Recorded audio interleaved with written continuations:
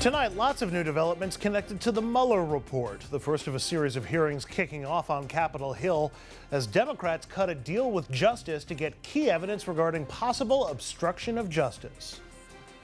Then the founder of one of the largest groups pushing for common sense gun laws joins us to take a look at the state of guns in America. Believe it or not, she's somewhat optimistic. Also, Alexandria Ocasio-Cortez has become a national figure, but now she's using and testing her new power to back a local candidate. We'll explain. Good evening and welcome to RFL. I'm Andrew Whitman, in tonight for Richard French. The president says it's case closed for the Mueller report, but House Democrats are ramping up their focus this week, holding a bunch of hearings. And today, a new deal with the Justice Department to turn over some key evidence. As congressional Democrats turn the spotlight on the Mueller report once again, today House Judiciary Chairman Jerry Nadler announcing a deal, saying the Justice Department has agreed to hand over key evidence related to what could be obstruction of justice by President Trump. We have a responsibility to do this work, to follow the facts where they lead. Attorney General William Barr and the Justice Department had previously defied subpoenas to turn over those documents and to testify before the House. Monday, Chairman Nadler indefinitely postponing a vote to hold the Attorney General in criminal contempt, at least if Barr and the Justice Department now comply with their subpoena. The deal coming as Congress begins a series of hearings regarding the Mueller report. Today, listening to Attorney John Dean, a star witness from the Watergate scandal, who says today's investigations are strikingly similar to what he experienced. In many ways, the Mueller report is to President Trump what the so-called Watergate roadmap was to President Richard Nixon.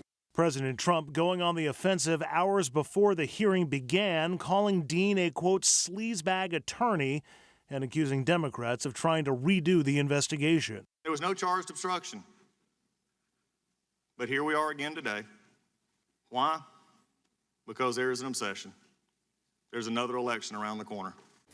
And for insight and analysis, we turn to former federal prosecutor Gene Rossi. Gene, thanks for a few minutes. So thank you for having me. What to your mind, Gene, was the point of today's hearing, and did Democrats accomplish what they were hoping to? Well, I don't know if they accomplished what they hoped to today. It's going to be a long process, a thorough process. This is the beginning of a long road. And I go back to 1973 and 74 when I wasn't as old as I am now with the gray hairs.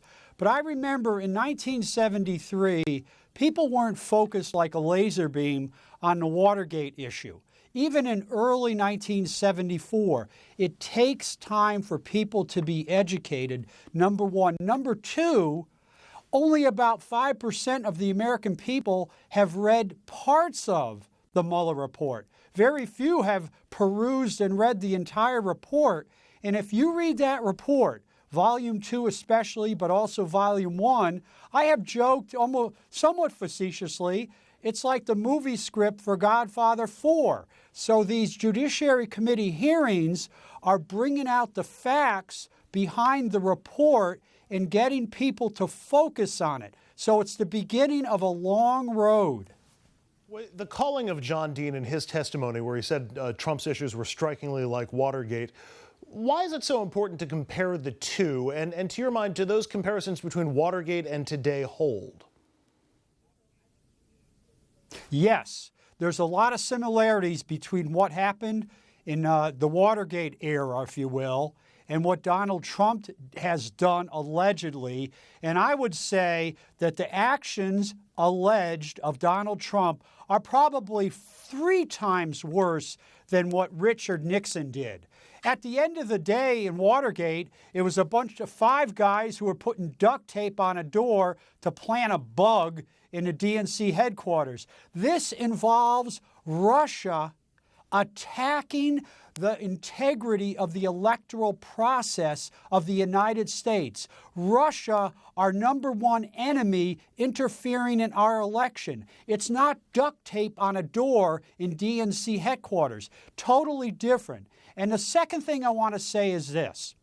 I am very proud to have signed the letter that 1,000 prosecutors have signed, bipartisan, Democrats and Republicans, former DOJ attorneys that say Volume 2 sets forth at least 3 to 4 concrete chargeable actions of obstruction against Donald Trump. And we all know by now, especially after Mueller's press conference, the only reason Donald Trump is not in a caption called United States versus Donald Trump is the OLC memo that says you can't indict the president. Gene, if these hearings are going to move the needle, they're going to need to make some headlines. And we didn't get that many headlines today. A lot of the cable coverage was diverted to the helicopter crash in Manhattan. If they're going to have an impact, people need to see them, which means something notable needs to happen. Is that something Democrats can plan for, or just depend on who testifies and what they say? Each news day, as you know, each news day can get drowned out by an accident like today, Mother Nature. But I got to tell you, they have to keep plotting. They have to present their case. I've been involved in 6-week trials. Each day is not an explosive, front page, top of the fold Sunday issue of the newspaper. You have to put your case on, put it on methodically, and at the end of the day, the jury is the American people, and they will get it. There is a lot there in Volume 2, and the thing I want to stress is this. The Republicans say that the president has been cleared, no obstruction was charged. Well, the reason there was no obstruction is Mueller stated, I can't do it. So the only option for Congress is to take what's in the report and use the constitutional tools to investigate and possibly begin proceedings to remove the president. That's called the Constitution. I want to shift now, Gene, to that deal that was announced between Nadler as the head of the Judiciary Committee and the Justice Department. Justice will turn over some of the evidence on obstruction that was used in the Mueller report, and they will not hold Barr in contempt, at least in criminal contempt. What's the difference between the conclusions that we got from Bob Mueller in the Mueller report and this underlying evidence? What's the difference, and what more might we learn from looking at the evidence than we got just from the report? All right, in the Mueller report was released, and I got to compliment Attorney General Bill Barr. I've been very disappointed, but I got to say he turned over about 90% of the report. But it's not quantity, it's quality. He kept back about 10%. And the devil's in the details. What are the transcripts? What are the reports? What are the redactions of that 10%? And there's probably a lot of key information that Congress should be looking at, and they can get the entire report if they wanted it, because they're entitled to it. And they could get the entire report under any type of protective order where only members of a committee can look at it, just like the Starr report was turned over in toto to the committee, and there were protections for that. The same thing should apply to the Mueller report. Turn it all over, maybe have a protective order from the court that only members of the committee can look at it, but they have to see the entire report. Even after that deal was struck, the Rules Committee in the House was working separately on a civil contempt resolution against Attorney General Barr and former White House counsel Don McGahn. Gene, what is civil contempt, and might this be enough to finally get those two gentlemen to testify in the House? I think it will get both of them to testify in the House, especially McGahn. But here's civil criminal contempt is obvious. Congress passes a resolution. There's a referral to the U.S. Attorney's Office for the District of Columbia. Criminal contempt means you can go to prison. Okay, they're not taking that route. That's a smart move because it is the Attorney General of the United States. But civil contempt is different.